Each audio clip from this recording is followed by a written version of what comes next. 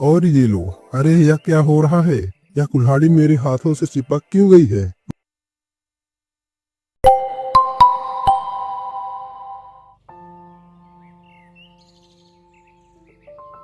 शंकर, जरा इन खाली बर्तनों की तरफ भी अपनी नजर डालिए। आखिर कब तक हम सिर्फ उम्मीदों के सहारे जिंदा रहेंगे? पूरे गांव में हमारी ही ऐसी बदकिस्मत चौखट है, जहाँ महीने के 20 दिन चूल्हा सिर्फ राख बोलने के लिए जलता है, पर उसकी स्त्रियां नए कपड़े और गहनों की बातें करती हैं, और मैं यहाँ सिर्फ 2 वक्त की रोटी के लिए तरसती रहती हूँ। भाग्यवान, तुम जानती हो कि मैं मेहनत करने में कोई कसर नहीं छोड़ता।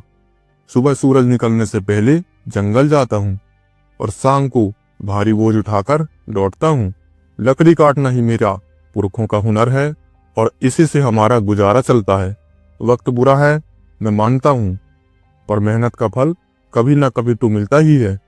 तुम चिंता मत करो, मैं आज जंगल के उस हिस्से में जाऊंगा जहाँ की लकड़ियां शहर के बाजार में ऊंचे दामों पर बिकती हैं। बस तुम थोड़ा धैर्य रखो, भगवान सब ठीक कर देगा। धैर्य? पिछले 12 सालों से मैं धैर्य का ही घूंट पीकर जी रही हूँ शंकर। आपकी यह बातें अब मुझे दिलासा नहीं बल्कि जख्म देती है। लकड़ी काटने के अलावा भी दुनिया में बहुत से काम हैं। आप किसी जमींदार के यहाँ मजदूर क्यों नहीं बन जाते, या फिर शहर जाकर कोई ढंग की नौकरी क्यों नहीं ढूंढते? लकड़ी काटकर आप सिर्फ अपना कंधा तोड़ रहे हैं। गरीब ही नहीं, मैं अब इस भूख को बर्दाश्त नहीं कर सकती। मुझे बस इतना चाहिए कि कम से कम हम दोनों रात को चैन की नींद सो सकें, बिना इस डर के कि कल सुबह क्या खाएंगे। ठीक है भाग्यवान, अगर तुम्हें लगता है कि मेरी मेहनत काफी नहीं है तो मैं आज ही दूसरे काम की तलाश शुरू कर दूंगा। मैं लकड़ियां काटने के साथ साथ गांव के जमींदार से भी बात करूंगा कि क्या उनके पास मेरे लिए कोई काम है। मैं नहीं चाहता कि तुम्हारी आंखों में कभी भी दुखों के बादल छाए। मैं वादा करता हूं कि मैं हार नहीं मानूंगा। बस आज का दिन किसी तरह काट लो, शाम को जब मैं लौटूंगा तो शायद कोई अच्छी खबर ले आऊं।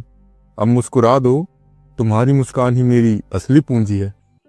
तभी अचानक दरवाजे पर हल्की सी दस्तक हुई। शंकर उठा और बाहर गया।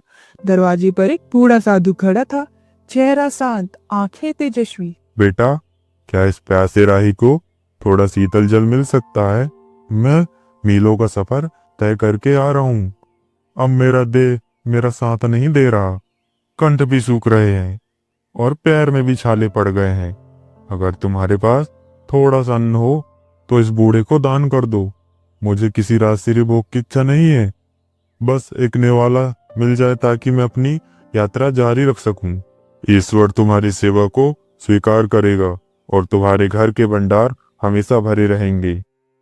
प्रणाम महात्मा जी, आपका मेरे द्वार पर आना मेरा सौभाग्य है, लेकिन मैं आपको किस मुंह से बताऊं कि मेरे पास आपको खिलाने के लिए एक दाना भी नहीं है। हम खुद कल से भूखे हैं। मेरी कुटिया में केवल खाली बर्तन और गरीबी का डेरा है। लेकिन हाँ, मैं आपको प्यासा नहीं जाने दूंगा। मैं अभी अंदर से ठंडा जल लेकर आता हूँ। भोजन ना दे पाने का मुझे बहुत दुख है। कृपया मुझे क्षमा कर दीजिए। पुत्र, दुखी मत हो।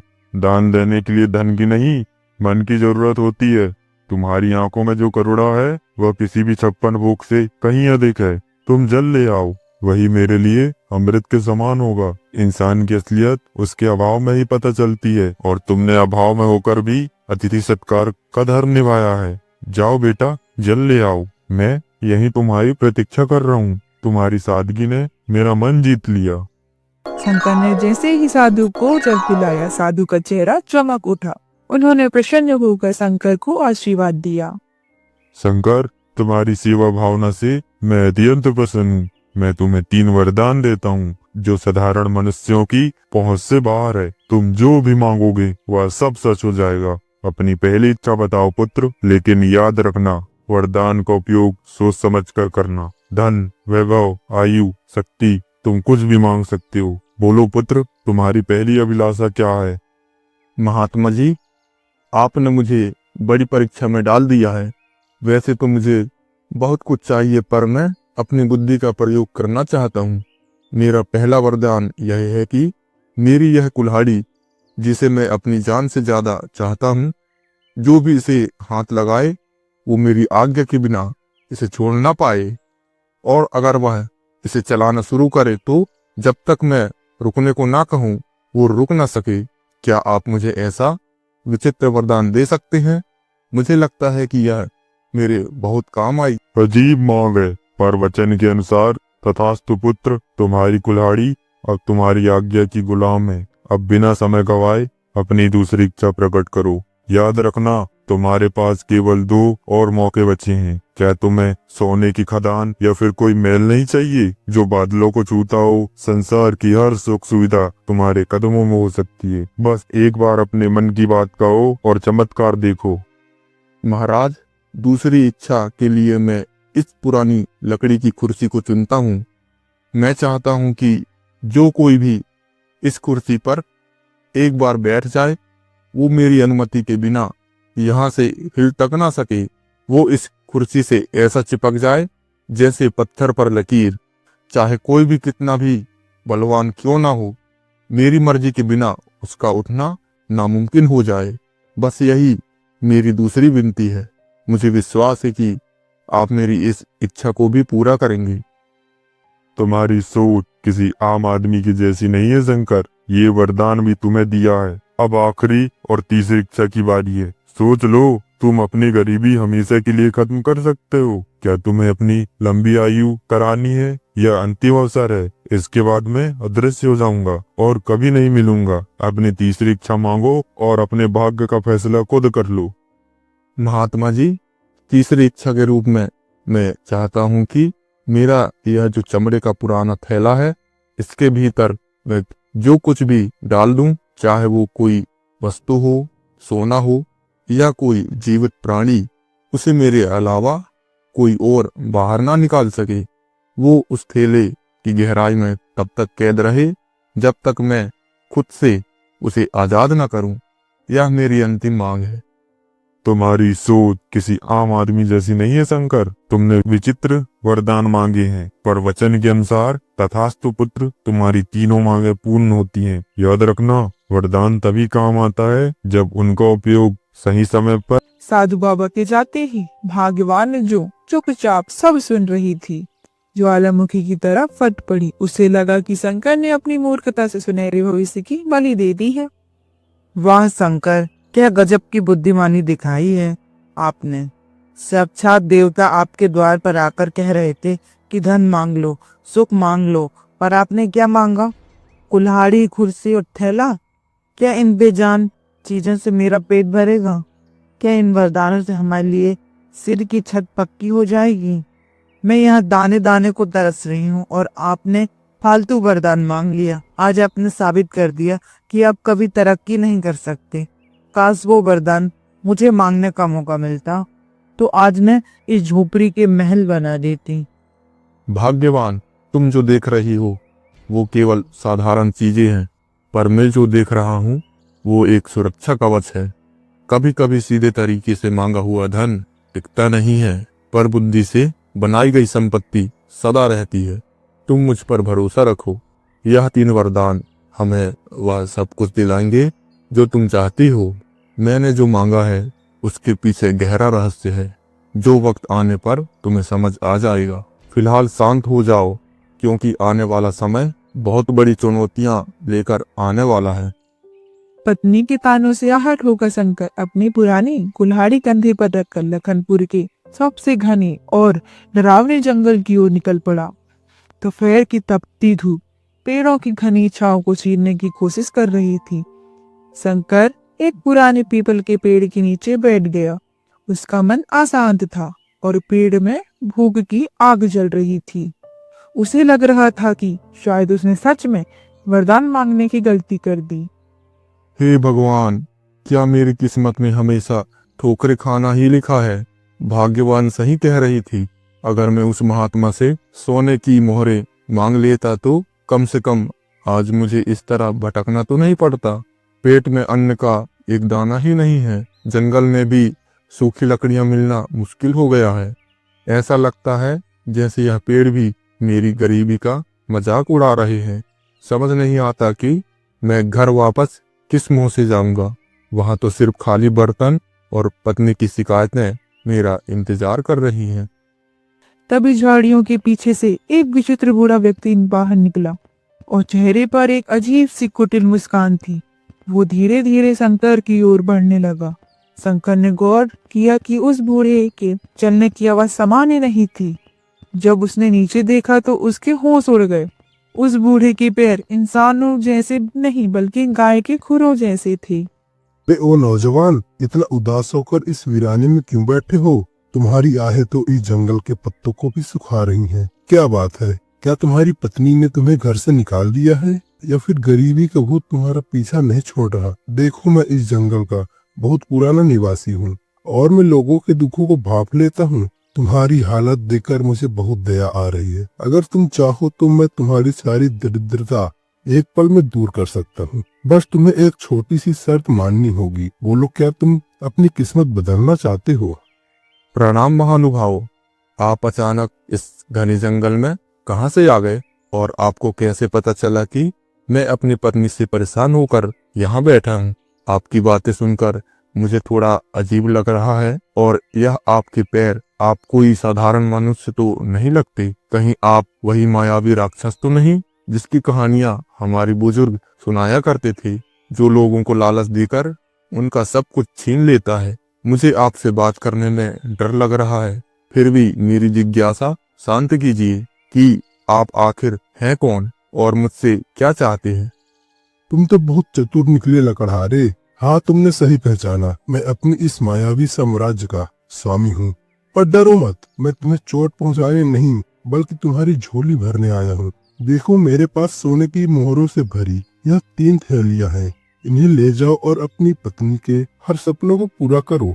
अच्छा खाना खाओ, अच्छा कपड़े पहनो और इस झोपड़ी की जगह महल बना लो। बदले में मुझे बस इतना चाहिए कि आज से ठीक 12 महीने बाद मेरे साथ तुम चलो मेरे लोक में और मेरी गुलामी करो। 12 महीनों की पूरी आजादी और बेहिसाब दौलत। सोच लो, सौदा बहुत बुरा नहीं है।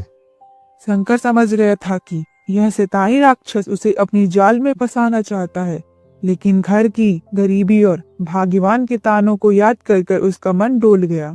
उसने सोचा कि क्यों ना अभी यह धन ले लिया जाए और बाद में उन वरदानों को इस्तेमाल करके उन राक्षस से निपटा जाए। मालिक, आपकी बात तो सच है। इस तरह रोज रोज भूखे मरने से तो अच्छा है कि 1 साल तक राजाओं जैसी जिंदगी जी ली जाए। मेरी पत्नी को हमेशा मुझसे शिकायत रहती है कि मैं उसके लिए कुछ नहीं कर पाता। कम से कम इन मोहरों से उसे 12 महीनों तक की खुशियां तो मिल पाएगी। पर मुझे डर है कि 12 महीनों बाद जब आप मुझे लेने आएंगे तो मेरी पत्नी और बच्चों का क्या होगा? खैर, जो होगा सो देखा जाएगा। मैं आपके सौदे के लिए तैयार हूँ। मुझे वह सोने की थैलियां दे दीजिए ताकि मैं अपनी गरीबी को दूर कर सकूं और 12 महीनों के बाद मैं आपके साथ चलने का वादा करता हूँ। बहुत खूब, मुझे तुम्हारी बुद्धिमानी पसंद आई। यह लो सोने की 3 थैलियां। इनमें इतनी दौलत है कि तुम 7 जन्मों तक बैठकर खा सकते हो। जाओ और अपनी जिंदगी को हर पल आनंद के साथ जियो। ऐश करो, दान पुण्य करो, जो जी में आए वह करो। लेकिन याद रखना लकड़हारे, मैं ठीक 12 महीने बाद इसी जगह में इसी वक्त में तुम्हें लेने आऊंगा। अगर तुमने भागने की कोशिश की तो मेरा प्रकोप पूरे गांव को भस्म कर देगा। अब जाओ और अपनी पत्नी को यह खुशियां दे दो। हमारी मुलाकात अब 12 महीने के बाद ही होंगी। तब तक के लिए शंकर भारी मन और भारी थैलियों के साथ घर लौटा। उसने रास्ते से ढेर सारी मिठाइयाँ, फल, मछली और नए कपड़े खरीदे। भाग्यवान, अरे ओ भाग्यवान, देखो मैं तुम्हारे लिए क्या लाया हूँ।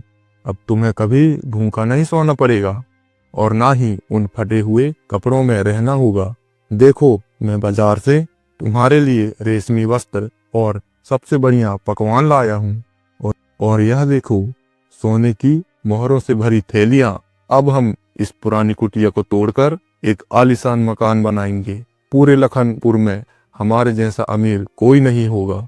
अब मुस्कुराओ और अपनी इस नाराजगी को छोड़ दो, क्योंकि तुम्हारे पति ने तुम्हारी सारी इच्छाएं पूरी करने का रास्ता ढूंढ लिया है। अरे यह सब क्या है शंकर? सुबह तो आपके पास एक कौड़ी नहीं थी और अभी दोपहर ढलते ही आप सोने की थैलियां लेकर आ गए। क्या आपने कहीं चोरी की है या किसी का खून किया है? इतने सारे पैसे आपको भला कौन दे सकता है?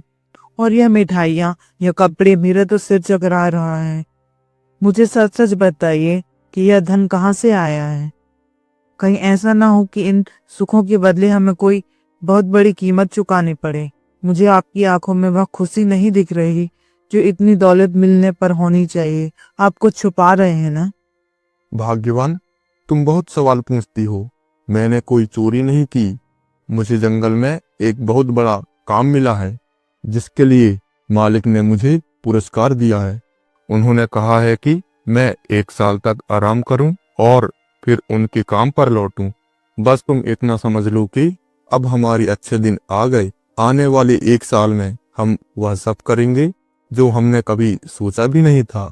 जो भविष्य में होगा उसकी चिंता आज क्यों करना? अभी तो बस इस भोजन का आनंद लो और अपनी खुशियां मनाओ। बाकी सब कुछ मुझ पर छोड़ दो। भाग्यवान खुश तो थी, पर उसके मन के किसी कोने में एक अनजाना डर बैठ गया था। समय अपनी गति से चलता रहा। शंकर, 12 महीनों का आखिरी दिन है और आप सुबह से पागलों की तरह इस पुरानी कुल्हाड़ी को क्यों खो रहे हैं? हमारे पास अब सोने की कमी नहीं है, फिर भी आप इस फटी पुरानी कुल्हाड़ी और लकड़ी की बेकार कुर्सी को अपनी जान से ज्यादा संभाल कर रखते हैं। मुझे सच सच बताइए, वो मालिक कौन है जिसने आपको इतना धन दिया और आज वो आपको कहाँ ले जाने वाला है? आपकी चुप्पी मुझे अंदर ही अंदर खाए जा रही है। क्या हम हमेशा के लिए जुदा होने वाले हैं? अगर ऐसा है तो मुझे यह धन दौलत नहीं चाहिए। मुझे बस अपने पति का साथ चाहिए। क्या आप मुझ पर इतना भी भरोसा नहीं करते कि अपनी परेशानी मुझे बता सकें? भाग्यवान, तुम व्यर्थ ही घबरा रही हो। मैंने तुम्हें पहले भी कहा था कि वक्त आने पर सब पता चल जाएगा। आज वह घड़ी आ गई है। जो धन हम पिछले 12 महीनों से इस्तेमाल कर रहे हैं वह कोई साधारण धन नहीं था। उसे पाने के लिए मैंने अपनी जान का सौदा किया है। लेकिन घबराओ मत, मैंने उस महात्मा से जो 3 वरदान मांगे थे वह आज हमारी रक्षा करेंगे। तुम बस इतना करो कि जब वह अतिथि यहाँ आए तो तुम घर के अंदर रहना और चाहे जो हो जाए बाहर मत निकलना। आज मैं दिखा दूंगा कि एक साधारण इंसान की बुद्धि बड़े से बड़े मायावी को कैसे परास्त कर सकती है। बस मुझ पर विश्वास रखो और प्रार्थना करो। वो बूढ़ा आदमी अब अपने असली रूप में था, एक भयानक राक्षस जिसकी लंबे सींगे थी और आंखों से अंगारे बरस रहे थे। लकड़हारे, समय समाप्त हुआ। देखो मैं अपना वादा निभाने आ गया हूँ। तुमने 12 महीने तक मेरे धन पर खूब ऐश किया, अच्छे पकवान खाए, पर अब भुगतान का समय है। चलो अपनी कुल्हाड़ी उठाओ और मेरे पीछे पीछे चलो नरक लोक। वहाँ तुम्हें अनंत काल तक मेरी गुलामी करनी होगी। अब देर मत करो, मेरी भूख बढ़ रही है और मुझे इंसानों को तड़पाने में बहुत मजा आता है। क्या तुम तैयार हो अपने मालिक के साथ चलने के लिए, या फिर मुझे तुम्हें घसीट कर ले जाना पड़ेगा? अपनी पत्नी से अलविदा ले लो, क्योंकि तुम अब उससे दोबारा कभी नहीं मिल पाओगे। प्रणाम मालिक, आप आ गए। मैं तो आपका ही इंतजार कर रहा था। भला मैं अपने वादे से कैसे मुकर सकता हूँ? मैं चलने के लिए बिल्कुल तैयार हूँ। आखिर आपने मुझे 12 महीनों तक राजाओं वाली जिंदगी जो दी है। लेकिन मालिक, जाने से पहले मेरी एक छोटी सी विनती है। देखिए, मैंने अपने बच्चों के लिए यह ढेर सारी लकड़ियां इकट्ठा की है ताकि मेरी जाने के बाद उन्हें सर्दी ना लगी। बस इतनी सी लकड़ियां काटनी बाकी रह गई है। अगर आप महानता दिखाते हुए अपनी दिव्य शक्ति से इन 2-4 कुंदों को फाड़ दें तो मैं चैन से आपके साथ चल सकूंगा। आपके लिए तो यह पल भर का काम है। क्या आप अपने इस सेवक पर इतना सा उपकार करेंगे? तुम इंसान भी कितने भावुक होते हो। जाते जाते भी लकड़ियों की चिंता कर रहे हो। लाओ इधर दो ये खिलौने जैसी कुल्हाड़ी। देखो मैं इसे कैसे एक बार में ही चकनाचूर करता हूँ। और ये लो। अरे यह क्या हो रहा है?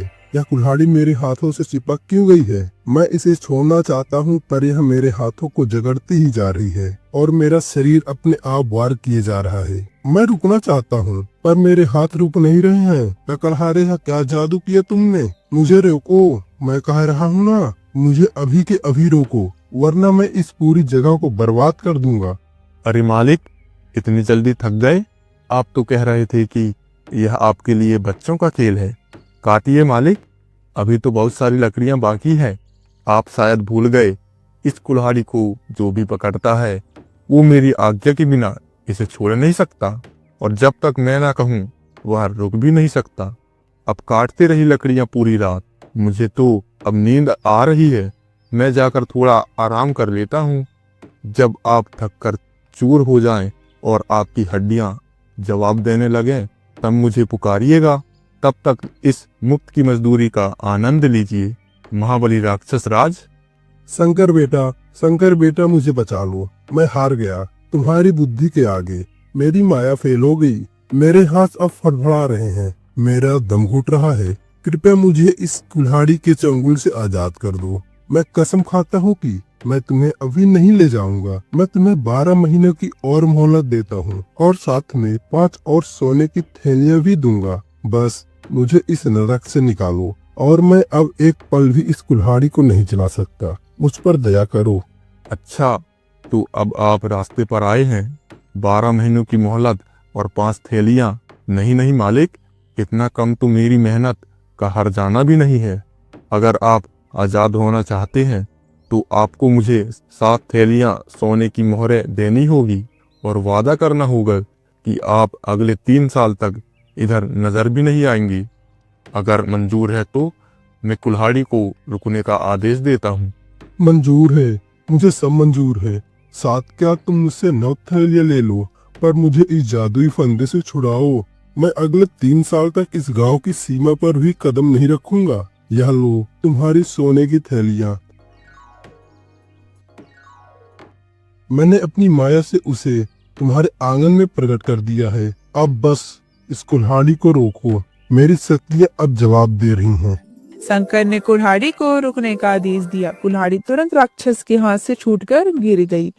राक्षस बिना पीछे मुड़े वहां से भाग खड़ा हुआ। समय का पहिया अपनी गति से चलता रहा, और देखते ही देखते 3 साल का लंबा अरसा बीत गया।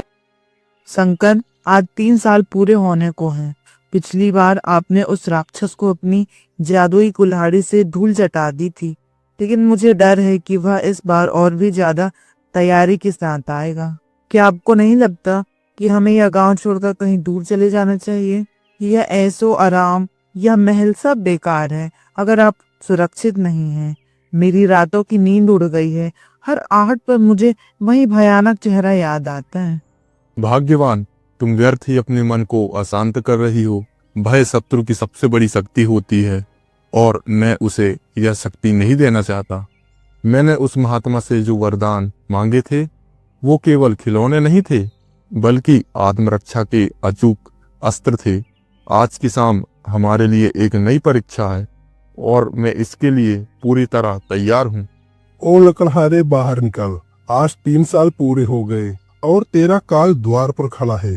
तूने पिछली बार मुझे उस घटिया कुल्हाड़ी से बेवकूफ बनाया था, लेकिन याद रखना कि एक ही बार 2 चाल काम नहीं कर सकती।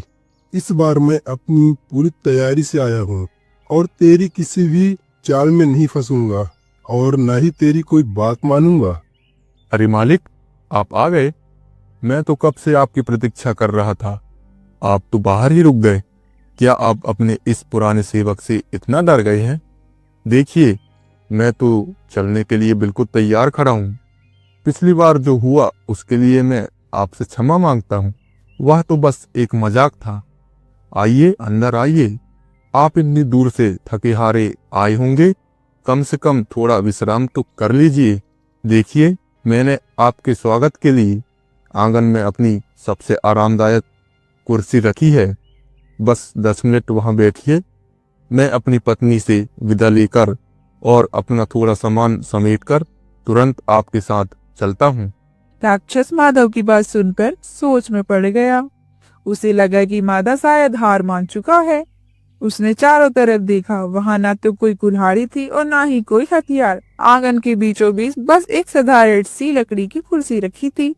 अपनी थकान और शंकर की विनम्रता को देखते हुए राक्षस ने सोचा कि थोड़ा आराम करने में कोई बुराई नहीं है। लगता है तुझे अब अपनी असलियत समझ में आ गई है। अच्छा है कि तूने खुद से सिलेंडर कर दिया, वरना मैं आज बहुत गुस्से में था। खैर तू कहता है तो मैं 10 मिनट बैठ जाता हूँ यहाँ पर याद रखना, अगर तूने कोई चालाकी की तो तेरा बहुत बुरा अंजाम होगा। आह, यह कुर्सी तो सच में बहुत आरामदायक है। अब जल्दी से आजा अपना सामान लेकर और अपनी पत्नी से आखिरी बार मिल ले। मैं यहाँ बैठकर तेरा इंतजार कर रहा हूँ। अरे मालिक, आपको कुर्सी पसंद आई? यह जानकर मुझे बहुत प्रसन्नता हुई। पर क्या आप जानते हैं, यह कुर्सी जितनी आरामदायक बैठने में है, उठने में भी उतनी ही कष्टदायक है। जरा कोशिश तो कीजिए उठने की। क्या हुआ मालिक, आप तो हटने का नाम ही नहीं ले रहे हैं। लगता है आप मेरी इस तुच्छ कुर्सी के प्यार में पड़ गए हैं।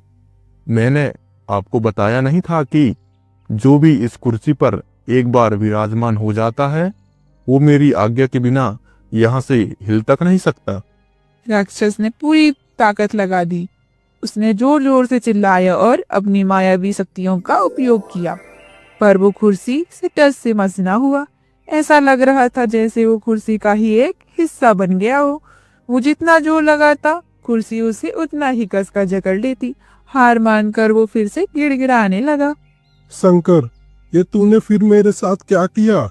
मुझे छोड़ दे, मैं इस कुर्सी से चिपक गया हूँ। मेरी हड्डियां चटक रही हैं। मुझे लग रहा था तू सुधर गया है, पर तू तो पहले से भी ज्यादा खतरनाक निकला। मुझे इस कैद से आजाद कर दे। मैं वादा करता हूँ कि मैं तुझे कभी अपने लोग नहीं ले जाऊंगा। मुझे बहुत दर्द हो रहा है लकड़हारे, क्या तुझे समझ में नहीं आ रहा है? मैं कसम खाता हूँ कि मैं फिर इधर कभी नहीं आऊंगा। बस मुझे इस लकड़ी के शैतान से अलग कर दे। दया? आप एक राक्षस होकर दया की बात कर रहे हैं? आप तो मुझे खत्म करने आए थे। देखिए मालिक, मैं कोई बुरा इंसान नहीं हूं, पर मैं अपनी सुरक्षा करना चाहता हूं।